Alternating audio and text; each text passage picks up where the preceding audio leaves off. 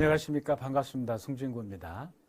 자, 우리가 오늘 우리 리더님들을 모시고 공부할 주제는 리더의 진정한 역할과 인맥 관리라는 주제로 강의를 제가 준비를 해봤습니다. 메인 주제는 리더의 진정한 역할과 인맥 관리라는 주제인데, 첫 번째는 리더의 진정한 역할이 뭐냐? 아마 우리 리더님들한테 반드시 필요할 그런 내용입니다. 그 다음에 리더는 어떻게 인맥을 관리해야 되느냐? 네트워크 사업은 인맥 사업이잖아요. 그리고 세 번째, 리더의 편견 극복인데, 이거는 아마 우리 리더님들은 이 편견에 대해서 이미 극복하셨을 겁니다. 근데 제가 요거 갖고 온 이유는 리더님들께서 파트너분들을 교육하실 때 반드시 필요한 것들이에요. 어떻게 이 편견을 극복할 수 있게 만들 건지. 요거 극복을 못하면 중간에 사업을 하다 그만두는 분들이 많거든요. 그래서 이렇게 세 가지로 나눠서 말씀을 드리도록 하겠습니다. 자, 첫 번째 주제입니다. 리더의 진정한 역할은 과연 무엇일까요? 자, 우리 리더님들 제가 이런 질문을 드릴게요. 리더는 타고나는 걸까요? 육성되는 걸까요? 제가 이런 질문을 드리면 현장 강의에서는 다양한 의견들이 나옵니다. 뭐 타고난다고 하기도 하고 육성된다고 하기도 하죠. 근데 저희 그 경영학 쪽에서 리더십 쪽에서 연구한 학자들에 의하면 시기별로 좀 다릅니다. 초기에는요, 리더는 타고난다는 이론이 있었어요. 아주 쉽게 말씀드리면 왕이 되려면 조건이 하나 있었어요. 그 조건이 뭐예요? 아버지가 왕이었어요. 그렇죠. 이제 그런 사람, 그러니까 리더는 하늘에서 내렸다. 그래서 옛날엔 천자라는 표현을 했었습니다. 그 다음에 중기로 넘어오면 리더는 육성된다라는 이론이 생겼어요. 리더는 타고나는 게 아니다. 리더는 교육시키면 될 수 있다. 근데 현대 이론은, 최근의 이론은 여기 섞여 있습니다. 리더는 타고나는 측면도 있지만 육성되는 측면도 있다. 그래서 요즘의 결론은 리더는 교육되면 만들어질 수 있다는 게 요즘의 이론들입니다. 타고나는 측면은 약간은 좀 있어요. 그래서 오늘 같은 이런 강의도 우리 리더님들 그리고 여러분의 파트너분들을 리더로 만드는 그런 육성의 과정이기 때문에 교육을 받으면 누구나 훌륭한 리더가 될 수 있다는 겁니다. 자, 들어가 볼게요. 자, 리더는 세 가지 유형이 있어요. 이건 제가 이제 구분을 한 건데, 저는 이렇게 리더를 세 가지로 나눕니다. 우둔한 리더, 보통의 리더, 현명한 리더. 자, 우둔한 리더는 어떤 사람들이냐면 모든 걸 자기가 다 하는 사람들이에요. 자기가 다 합니다. 아주 쉽게 표현을 하면 직장으로 표현을 할게요. 과장이었던 사람이 이제 차장이 됩니다. 그러면 승진을 한 거죠. 그러면 자기 맡았던 과장 업무를 후임 과장이 올 거 아니에요? 그 사람한테 맡기는 거예요. 근데 이 사람이 과장을 안 해봤어요. 대리밖에 안 해봤어요. 근데 잘 모르죠. 당연히 모를 수밖에 없죠. 과장은 처음이니까. 근데 이 차장은 맡겼으니까 잘 못하면 한두 번 주다가 못하잖아요. 그러면 그 차장이 자기 일 플러스 과장 일을 합니다. 과장은 그 자리에 있긴 해요. 근데 일을 안 시켜요. 근데 이 사람 차장은 열심히는 합니다. 근데 그 사람이 부장이 돼요. 그러면 자기 밑으로 차장이 오고 과장이 올 거 아니겠어요? 그 사람들한테도 몇 번의 기회를 줘요. 그러다 그 사람들이 그 역할을 잘 수행하지 못하면 이 부장이 혼자 부장 일, 차장 일, 과장 일을 다 하는 사람이에요. 가장 멍청한 리더입니다. 이런 리더는 조직을 키울 수가 없어요. 그 다음에 보통의 리더들은 부하 직원들, 구성원들, 팔로워들, 파트너들의 몸만 움직이게 하는 사람들이에요. 당신은 내가 시키는 대로만 하세요. 이런 사람들이에요. 그러니까 시키는 이상을 하면 뭐 야단을 치기도 하고 그렇습니다.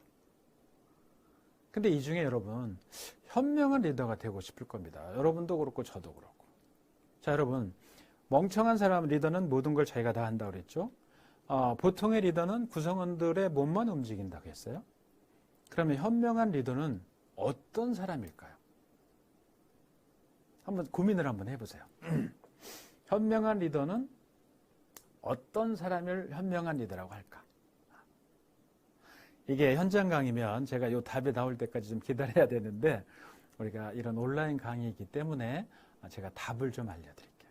자, 현명한 리더는 구성원의 파트너의 팔로워의 몸과 머리와 마음도 같이 쓰게 하는 리더예요. 이런 사람들이 현명한 리더입니다.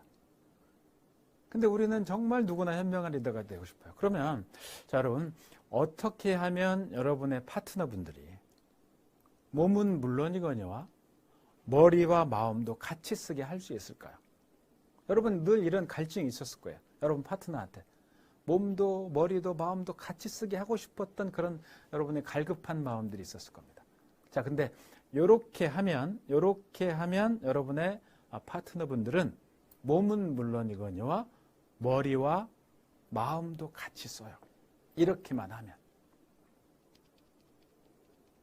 어떻게 해요? 이렇게만 하면. 이렇게 어떻게? 고민해 보세요. 이렇게 하면 몸은 물론이거니와 머리와 마음도 같이 쓴다. 이렇게 하면. 그게 뭐냐면 위임을 하는 겁니다. 임파워먼트를 하는 거예요. 질문을 하는 겁니다.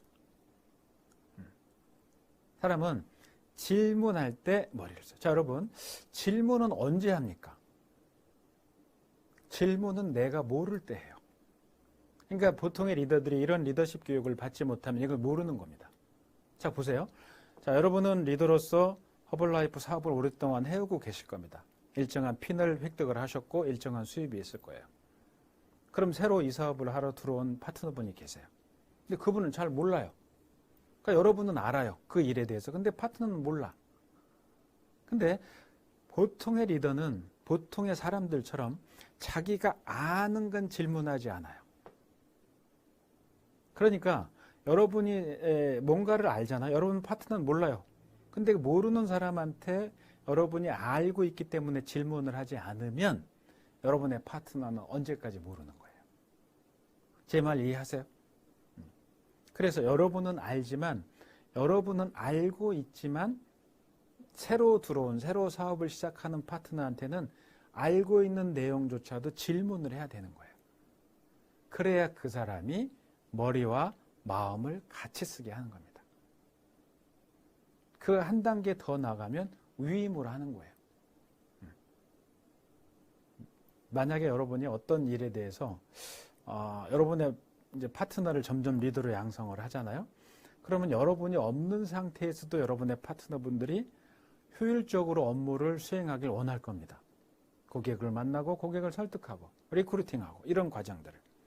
그렇게 하려면 여러분은 알고 있지만 알고 있는 내용을 물어보셔야 돼요. 마치 모르는 것처럼.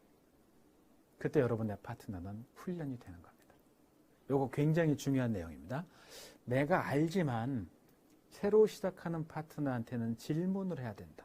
그리고 어느 정도 위치에 올라오면 임파워먼트를 해야 돼. 위임을 해줘야 된다는 얘기죠. 그래야 그 사람이 여러분이 없는 상태에서도 성과를 내는 거예요. 안 그러면 여러분은 파트너가 있는 모든 장소, 모든 위치에 여러분이 스스로 불려다녀야 돼요. 그건 리더라고 할 수 없습니다. 그런 사람들을 리더라고 하진 않아요. 근데 의외로 네트워크 사업을 하시면서 그런 리더들이 많아. 본인이 다 가서 하려고 그래. 성과를 낼 수가 없어요. 여러분의 파트너들을 여러분처럼 복제를 시켜야 되는. 그럼 어떻게 복제가 되느냐? 질문과 위임을 통해서 복제가 된다. 꼭 기억하시기 바랍니다. 제가 우둔한 리더, 보통의 리더, 현명한 리더를 이 나누는 팁을 어디서 찾았냐면 여러분 그 한비자라는 그 책 읽어보셨을 거예요. 한비자를 쓴 사람이 한비라는 사람인데 한비가 이 사람이 지금부터 한 2200년 전 사람입니다. 리더를 세 가지로 나눴어요. 삼류 리더, 자기 능력만 사용한다는 얘기죠. 아까 봤던 가장 멍청한 리더입니다. 그 다음에 이류 리더는 뭐예요? 남의 힘만 사용하는 거예요. 너 내가 시키는 대로만 해? 이런 경우죠. 일류 리더 뭐예요? 제가 좀 전에 말씀드렸죠. 다른 사람의 지혜를 사용한다. 그 지혜는 언제 나올까요? 질문하고 위임할 때 지혜가 나옵니다.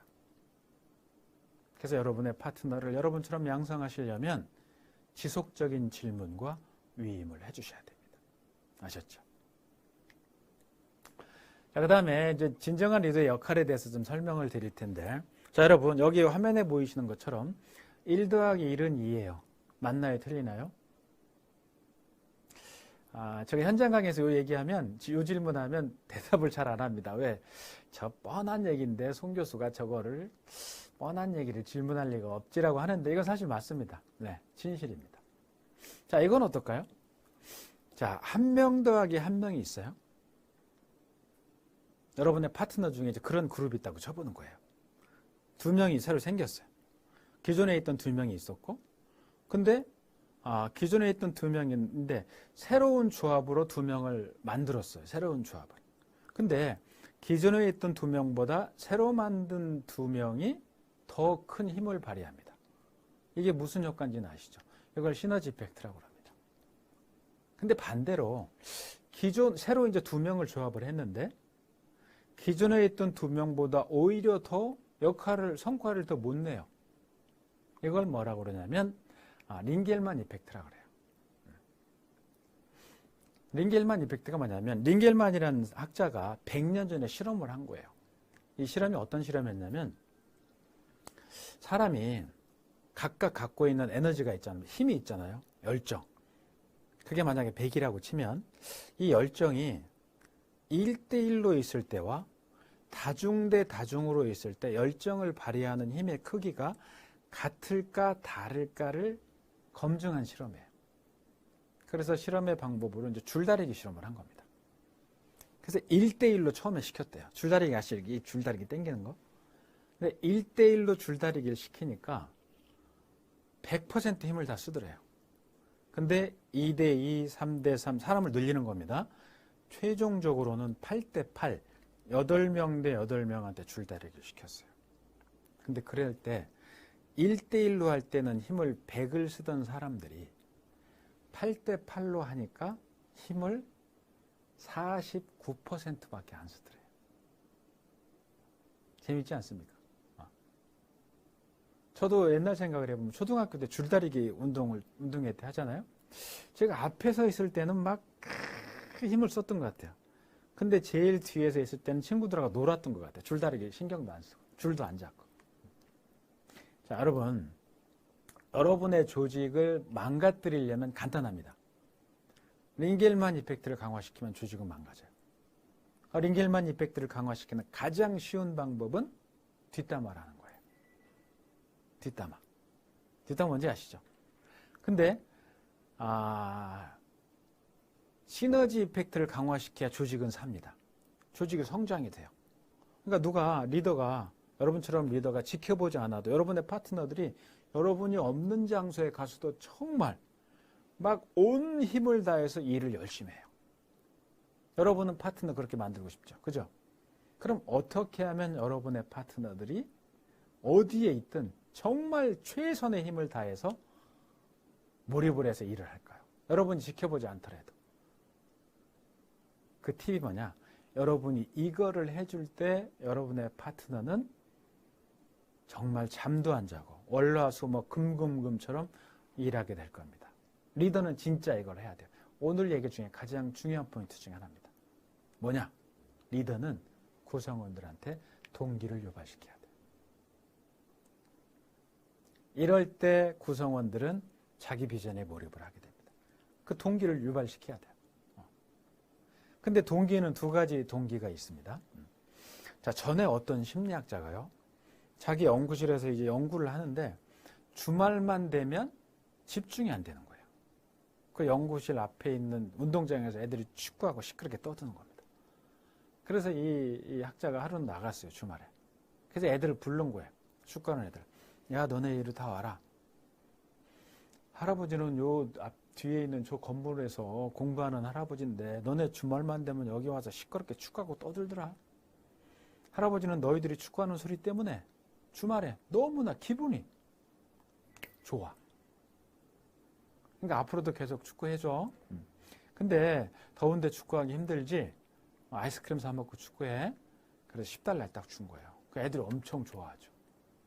근데 그 다음 주에 갔어요. 애들이 또 축구하고 있는 거예요. 불렀어요. 야, 너네들 오늘도 열심히 축구를 하고 있구나. 더운데 고생이 많다. 근데 할아버지가 돈이 이제 많진 않아. 그래서 $5밖에 없어. $5를 다 준 거예요. 그래서 3주차에 나갔어요. 여러분 이건 실화입니다. 실제 이 사람의 논문의 결과예요. 3주차에 딱 나갔더니 그 축구하는 애들이 쭉 한 줄로 쓰더래요. 그래서 할아버지가 그런 거예요. 그 연구자가. 아, 너네 오늘도 고생이 많다. 근데 앞으로는 내가 너희들한테 돈을 못 줄 거야. 돈이 없거든. 근데 너희들이 주말에 와서 축구할 때 내가 가끔 나와서 이렇게 응원해 줄게. 앞으로도 계속 축구를 해줘. 그랬더니 주장이라는 녀석이 딱 나오더니 그러더래요. 할아버지, 더운데 축구하는 게 얼마나 힘든 줄 알아요? 근데 돈을 안 줘요? 앞으로 우리 여기 안 와요. 그랬더니 얘들이 가더니 그 다음 주부터 거기 축구장에 나타나지 않더래요. 자, 여러분, 처음에 보세요. 애들이 축구할 때 누가 좋아서 축구를 했습니까? 자기가 좋아서 축구를 했어요. 여러분, 그걸 내적인 동기라 그래요. 자기가 좋아서 한 거예요. 축구가 얼마나 재밌습니까? 애들하고 노는 게, 공차고 노는 게. 근데 나중에 뭘 발견했냐면 애들이 우리가 재밌어도 축구를 하는데 축구하다 보니까 뭐가 생겨요? 돈이 생기는 거야. 돈으로 아이스크림을 살 수가 있지. 그러니까 축구하니까 돈이 생기네. 애들한테 돈은 뭐냐면 외적인 동기예요. 자, 여기서 여러분 어떻게 바뀌었냐면 잘 보세요. 자, 처음에 애들이 좋아서 축구할 때는 돈이 생기지 않았어요. 그냥 놀았어요. 그때 애들은 축구는 놀이였습니다. 맞죠? 근데 축구하다 보니까 할아버지가 돈을 줬어요. 그러니까 돈이 생기는 거야. 자, 여러분, 놀이에 돈이 개입된 순간 축구는 놀이가 아니에요. 축구는 뭐로 바뀌냐면 축구는 노동으로 바뀌는 겁니다. 이해하시겠어요? 애들이 놀 때는 축구는 놀이였어요. 내적인 동기가 있었거든. 축구는 재밌어. 근데 외적인 동기가 개입된 거야. 돈이 생긴 거죠. 그러니까 애들은 축구가 더 이상 즐겁지 않은 거예요. 뭐만 보는 거예요? 할아버지가 언제 나올까? 오늘 할아버지가 얼마 줄까? 아이스크림 몇 개를 사 먹을까? 리더님들은 그렇지 않겠지만 리더님들의 파트너분들 중에 나는 이 허블라이프 비즈니스를 단순하게 돈을 벌기 위해서 왔어. 그분들은 그게 외적인 동기가 되는 겁니다. 근데 그분들은 그게 고통스러운 일이에요. 근데 여러분들이 오늘 주제는 이제 그 주제는 아니지만 제 많은 주제 중에 여러분의 비전을 설계하는 주제가 있어요. 아주 중요한 주제입니다. 만약에 여러분이 제 강의를 들으시든 안 들으시든 그 비전 설계를 들었다고 쳐보세요. 여러분이 명쾌한 꿈을 만드는 방법을 알았어요. 여러분 명쾌한 꿈이 있어요. 그 꿈을 여러분의 파트너한테 심어줬어요. 그건 돈을 넘어가는 의미예요. 그 내적인 동기가 생긴 겁니다. 내가 이 일을 통해서 삶이 어떻게 바뀔지를 알게 되는 거죠. 그때 여러분의 파트너는 내적인 동기가 생긴 거예요. 그래서 그 여러분의 파트너는 이 비즈니스를 일로 보지 않습니다. 인생을 바꾸는 놀이로 본 얼마나 재미있어요. 얼마나 기대가 됩니까? 이 일을 하면 여러분의 파트너는 시간이 지나면 여러분처럼 리더 자리에 오르게 되고 더 성공한 리더 자리에 오르게 되고 월천 여사가 되고 인생이 바뀌는 거예요. 차도 바뀌고 집도 바뀌고 그건 단순히 돈의 의미를 넘어가는 겁니다. 리더는 구성원들한테 이런 내적인 동기를 심어줘야 돼요. 꼭 기억하세요. 그래서 리더십이란 제가 간략하게 정의를 하면 이런 거예요. 리더십이란 리더가 다른 사람에게 이 누구예요? 여러분의 파트너에게 영향력을 행사해서 그 영향력이 뭐예요? 좀 전에 말씀드렸죠. 내적인 동기입니다. 인생이 이렇게 바뀝니다. 그래서 목표 달성에 필요한 행동을 하게 만드는 게 리더예요. 리더는 그래야 되거든요. 꼭 기억하십시오. 이 일은 혼자 하는 게 아니에요. 혼자 하는 사람을 리더라고 하진 않습니다. 자, 두 번째로 갑니다. 리더의 인맥 관리로 넘어갑니다. 자, 리더의 인맥 관리. 자, 여러분, 이 화면을 좀 자세히 보시면 이게 어떤 상황인지 아실 거예요. 이게 문콕 상황입니다. 문콕. 저는 개인적으로 문콕으로 안 당하는 방법을 개인적으로 갖고 있는데 전 주차할 때요. 일부러 찾아다니는데 오른쪽에 기둥이 있는 데를 찾아다닙니다. 그래서 그 기둥 옆에 주차를 해요. 기둥 가까이 대고 약간 이렇게 비스듬하게 됩니다. 그러면 문콕은 운전자가 내릴 때 찍거든요. 그러니까 이 기둥 넘어 있는 사람은 나는 찍을 수 없어요. 그러니까 내가 내릴 때만 조심하면 돼요. 그래서 그런 기둥을 못 찾으면 새 차를 찾아서 새 차를 놓고 새 차 왼쪽, 제 오른쪽에 새 차를 놓고 주차를 합니다. 왜? 새 차 여러분 기억하시잖아요. 새 차 내리는데 누가 내가 남을 찍습니까? 안 찍죠. 그러니까 내릴 때 이렇게 조심해서 내리잖아요. 그러면 문콕을 좀 예방할 수 있어요. 근데 문콕을 많이 당하는 차의 특징이 있어요. 아무 데나 주차를 해요. 그리고 자기가 내리기 편하려고 자기가 내릴 쪽을 넓게 하고 상대 쪽을 좁게 합니다. 그러니까 상대가 찍을 수밖에 없어요. 그러니까 문콕을 많이 당한 차는 누구의 문제냐? 내 문제입니다. 내가 주차를 잘못하기 때문에 그런 거예요. 근데 여러분 이게 신기하게도 사람 관계에도 이런 일이 있습니다. 신기해요. 유난히 많이 찍히는 사람들이 있어. 문콕을 많이 당하는 사람들. 그 사람 누구예요? 남들한테 그렇게 하는 사람들이고 남들한테 막 하는 사람들이에요. 그러니까 내가 찍으면 상대도 찍는 겁니다. 그러니까 상대한테 배려하는 사람들은 상대한테 잘 찍히지 않아요. 똑같은 개념이에요. 그래서 내가 흠집을 당하지 않으려면 문콕을 당하지 않으려면 주차를 잘 해야 되듯이 대인관계도 똑같아요. 내가 남들로부터 인정받길 원한다면 내가 남들을 인정하고 배려하는 게 중요합니다. 요즘 이런 얘기들이 있습니다. 만약 당신이 3년 전보다 발전하지 않았다면 세 가지를 바꿔라. 자, 첫 번째 맞춰보세요. 무엇을 보내는 장소와 방법을 맞춰라. 무엇일까요? 시간입니다. 두 번째는요, 읽는 책을 바꾸라는 겁니다.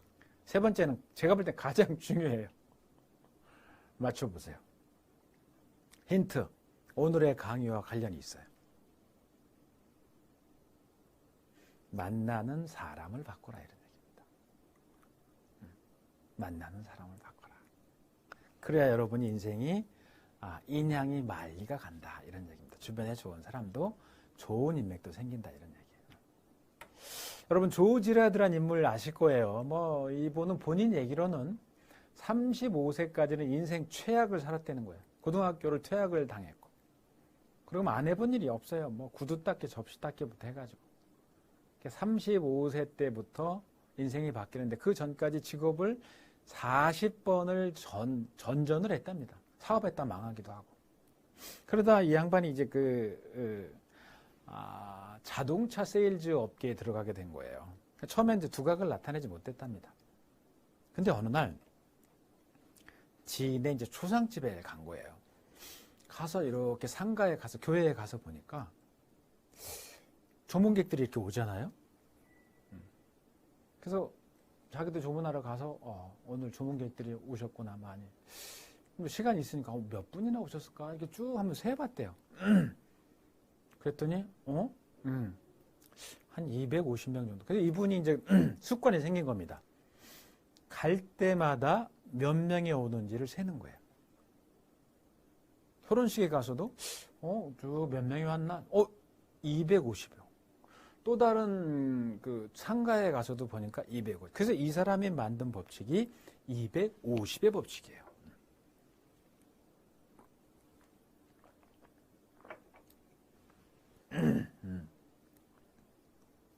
그래서 이 사람이 뭘 했냐면 이 법칙을 깨닫고 나서 야 신기하구나.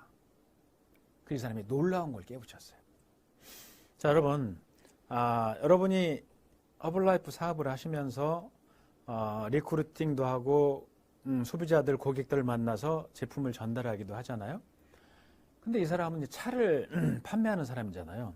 그러니까 이 사람 그동안 어떻게 팔았냐면 한 명을 팔고 또 다른 사람을 개척해서 팔고 보통이 하는 것처럼 계속 그렇게 한 거예요. 그러니까 두각을 나타내지 못한 거죠. 근데 이걸 알고 나서 뭘 깨쳤냐? 모든 사람의 수첩 속에는 평균적으로 아주 중요한, 여러분 중요하지 않은 사람은 상가나 결혼식에 안 가잖아요. 아주 중요한 사람이 250명씩 있구나 하는 비밀을 알게 된 거예요. 그래서 이 이유로 어떻게 됐냐면 어떤 사람, 만약 이 사람이 이제 저를 저한테 차를 판다고 해보세요. 저한테 지극한 정성을 다하는 거예요. 왜? 제가 이 조지라드가 저한테 지극한 정성을 다해서 이 사람은 정말 대단하네. 그러니까 이런 식으로 차가 팔리면 보통 6.7년 지나야 새 차를 산답니다. 그 사는 텀이 한 7년 정도 걸리는 거예요. 그동안 보통 자동차 세일즈 하는 사람들은 6, 7년 동안 그 사람한테 연락도 안 한대요. 그냥 문자만 보내고. 어차피 안 사니까. 근데 이 사람은 차가 팔린 이후에도 팔리기 이전과 똑같이 잘한 거예요. 왜? 그 사람 수첩 속에 있는 사람을 본 거죠. 몇 명? 250명. 그 사람은 감동을 하는 거예요. 저 사람은 내가 차를 샀는데 차 사기 전하고 똑같이 잘하네. 이런 경우는 없었는데 미안한 거 생긴 거예요. 내가 어떡하지? 저 사람 어떻게 도와줄까? 친구들 모임에 간 겁니다. 제가. 조지라드가 저한테 잘했어요. 친구들 모임에 갔어요. 근데 친구 중에 하나가 나 이번에 차 좀 바꾸려고 그래. 그래? 잠깐만 기다려. 아주 괜찮은 사람이 있어.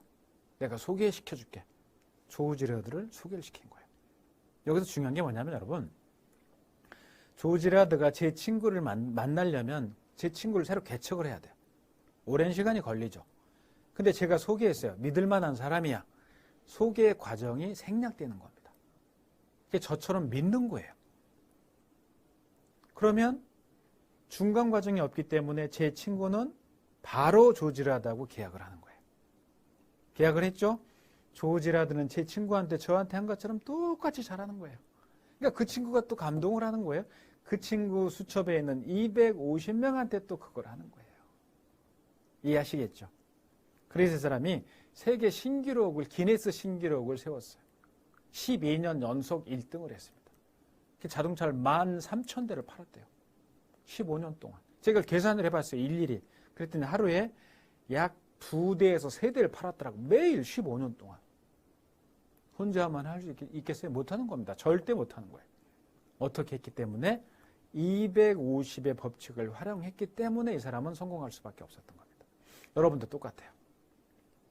여러분이 이 사업을 하시면서 한 명을 불만족시키면 그 사람한테 250명의 예비 고객이 불만족 고객이 생기는 겁니다.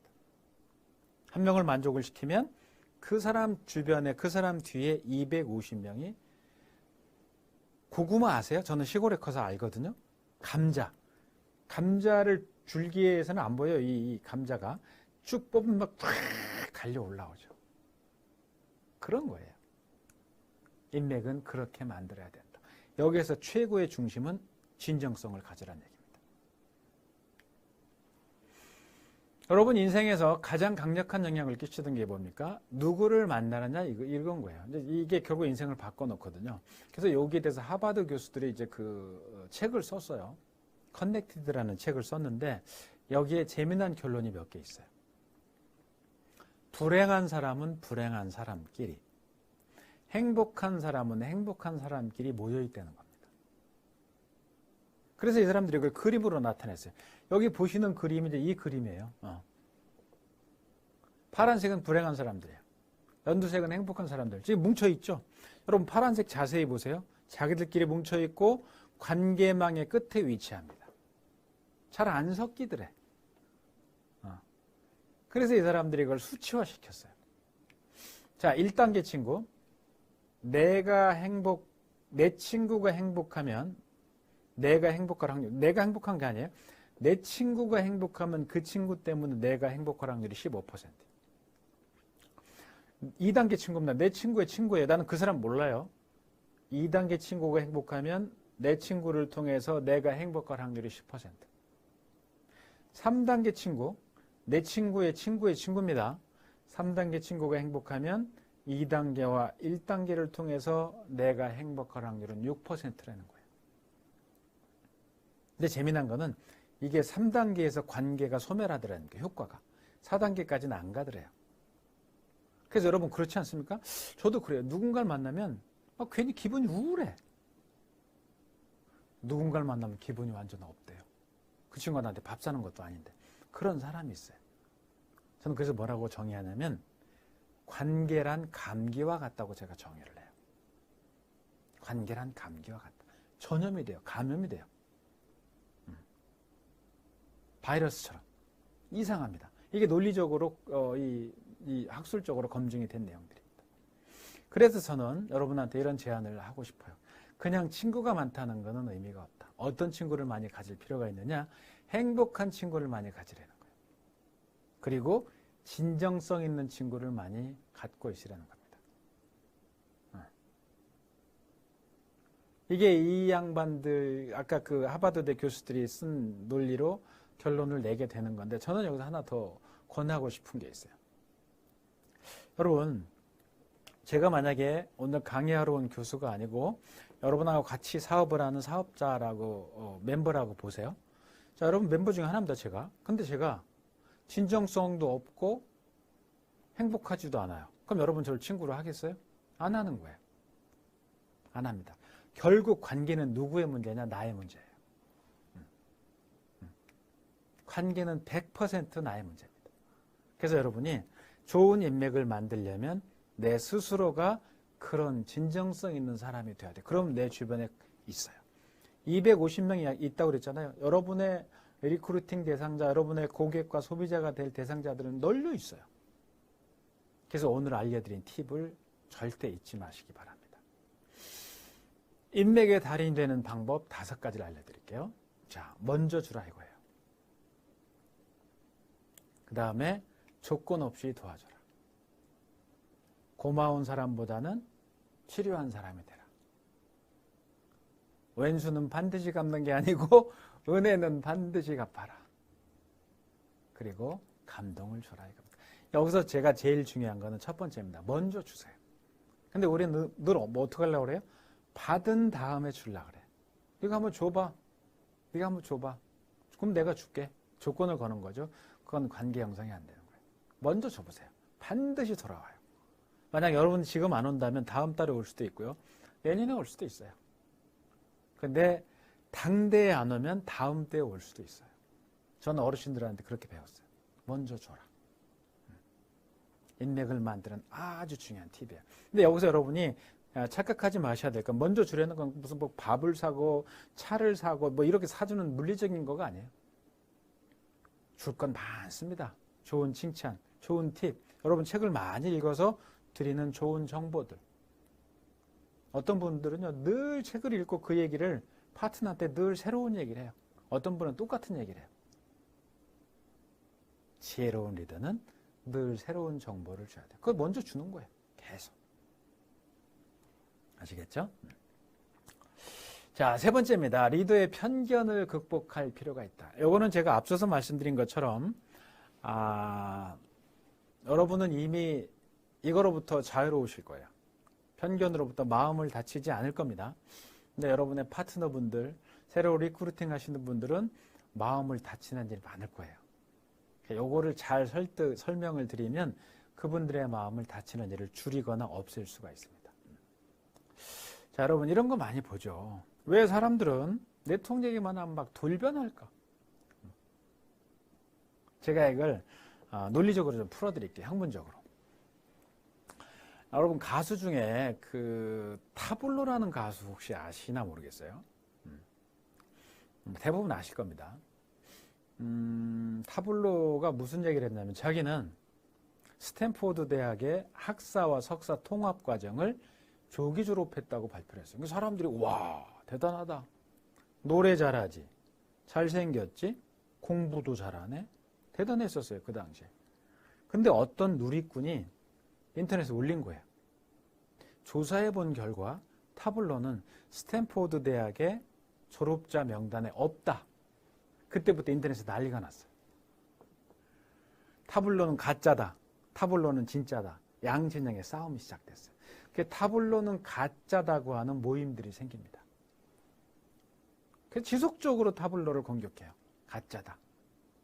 근데 타블로가 참다 못해가지고 스탠포드 대학의 합격증명서, 성적증명서, 뭐 교수 확인서, 뭐 다, 그 다음에 졸업증명서 다 제출을 해도 믿지 않았어요. 그래서 공격이 심해지고 가족들까지 공격하니까 타블로는 이 사건을 이제 고소를 합니다. 근데 여러분 대부분 이런 그 민간인 사건은 경찰이 맡아요. 근데 그 사건은 특이하게 처음부터 검찰이 맡았어요. 그리고 이 사건이 재미나게, 가수 아니에요, 가수?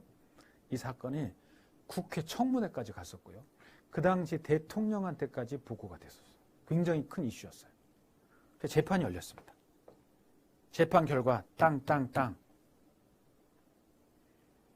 타블로는 가짜다라고 모임을 구성했던 그 주요 멤버들을 법정 구속을 시켜버렸어요. 타블로는 스탠포드 대학을 졸업한 게 맞았거든. 자, 여러분 이쯤 되면 타블로는 진짜네 하고 끝나야 되잖아요.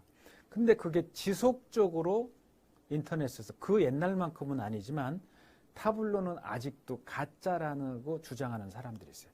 여러분 그걸 학술적인 용어로 확증 편향이라고 그래요. 확증 편향의 정의는 뭐냐면 많은 정보가 있어요. 재판의 정보도 있고 다 있어요. 노출되어 있어요. 근데 이 사람들은 자기가 보고 싶은 것만 보는 거예요. 그 믿고 싶은 것만 믿는 현상이에요. 자기한테 유리한 정보만 쫙 뽑아내. 그러니까 정보의 객관성이 없는 거야. 요즘 여러분 미국에서 무슨 일이 벌어지고 있냐면 지구는 평평하다 이거예요. 지구가 평평합니까? 아니에요. 근데 그걸 믿는 사람들이 있어요. 많은 이론들이 있고 실제로 있지만 지구는 평평하다고 믿는 특별한 것만 선택적으로 뽑아내는 거예요. 그걸 확증 편향이라고 합니다. 전 세계에서 확증 편향자 중에 아주 대표적인 인물이 있어요. 대통령입니다. 우리나라 인물은 뭐 정치적인 이유 때문에 제가 우리나라 인물을 보여드릴 수는 없고 미국 대통령인데 이 사람이 이 미국 대통령 이 트럼프는요 거짓말을 대통령 재임 기간만 3만 번을 했대요.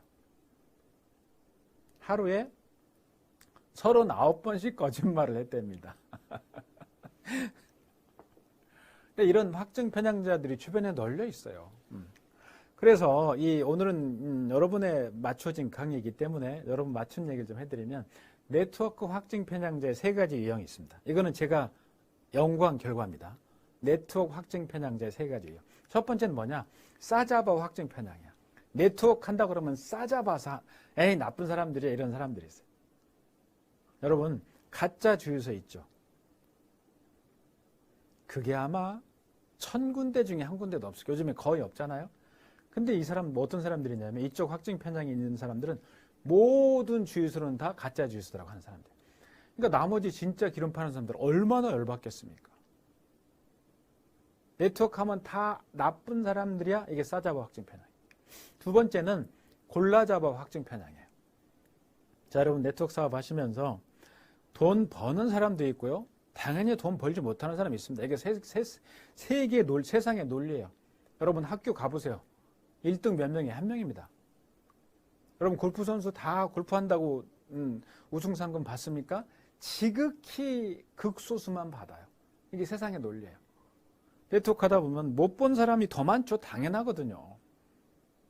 근데 골라잡아서 그러니까 네트워크에서 돈 못 본 사람들만 겨냥해서 네트워크는 다 돈을 못 벌어라고 싸잡아서 하는 확증 편향이에요. 그 다음에 세 번째는 배아파 확증 편향입니다. 자, 여러분 전문직들도요 수입이 높지 않습니까? 근데 전문직들의 한계는 그 자리에 없으면 수익이 안 생깁니다. 의사도 수술하지 않거나 변호사도 변론하지 않거나 이러면 수입이 없어요. 근데 그런 세상에 많은 직종들이 여러분이 하는 네트워크 성공한 사업자를 싫어합니다. 미워해. 왜 그런 줄 아세요? 자, 여러분 보세요. 이 사업은요, 그 자리에 없어도 수익이 생깁니다. 여러분이 아프리카 여행을 갔던, 미국 여행을 갔던, 캐나다를 갔던, 여러분이 현장에 없지만 수익이 발생하는 그런 사업은 없어요. 그러니까 다른 업종에서 여러분들을 배아파하는 겁니다. 그게 배아파 확증 편향이야. 그렇기 때문에 이 얘기의 결론은 뭐냐면 여러분, 이런 확증 편향자의 말에 상처받을 필요가 없다는 거예요. 그래서 이런 유명한 얘기가 있습니다. 한번 읽어볼까요? 확증 편향자의 말에 상처받는 것은 그들과 동일한 증상이다. 누가 얘기한 줄 아세요? 진구송이 얘기했어요. 제가 얘기한 겁니다. 제가 이런 표현도 해요. 예수님도 부처님도 모든 사람들을 구원하지 못해요. 그러니까 이런 사람들의 말에 상처받지 말란 소리입니다. 이런 환자들의 말에 상처받는 것은 여러분 정신에 문제가 있는 거다. 저는 그렇게 표현을 해요. 절대 상처받지 마라. 그냥 흘려버려라. 여러분, 아침에 출근해서 나오시는데요. 만약 어떤 사람이 엘리베이터 앞에서 1층에서 여러분한테 음식물 쓰레기를 딱 줘요. 그럼 이거 받습니까, 여러분이? 남의 걸 왜 받아요? 그거 안 받으면 그거 누구 거예요? 지 겁니다. 내 거 아니에요. 여러분한테 나쁜 얘기를 하는 사람들이 있어요. 아까 말하는 확증 편향에 걸린 사람들. 그 얘기를 받으면 그게 여러분 거예요. 받을 필요가 없어요. 받지 마세요, 그냥. 그건 네가 알아서 해. 니들끼리 해. 그 사람들의 상처받지 마시라고 분명히 말씀드리고, 이 얘기를 꼭 여러분 파트너한테 전해주셔야 돼요. 상처받을 필요가 없다. 의미가 없다. 그리고 거절 때문에 여러분 많이 힘들어 하지 않습니까? 특히 새로 시작하시는 분들. 근데 거절, 하늘이 무너지죠. 근데 여러분 생각해 보세요. 여러분이 리더분들이 이 강의를 들으실 텐데, 여러분 처음에 스폰서가 리크루팅 할 때 바로 시작한 분들 계세요? 전 못 봤어요. 계속 거절합니다. 어떤 분은 몇 년씩 거절하다 사업을 시작해요. 근데 거절할 때는 어떤 마음의 상처나 이런 게 없이 거절했어요. 근데 여러분 사업 처음에 시작할 때 거절 당할 때 심정이 어땠어요? 하늘이 무너지죠? 그럴 필요가 없다는 겁니다.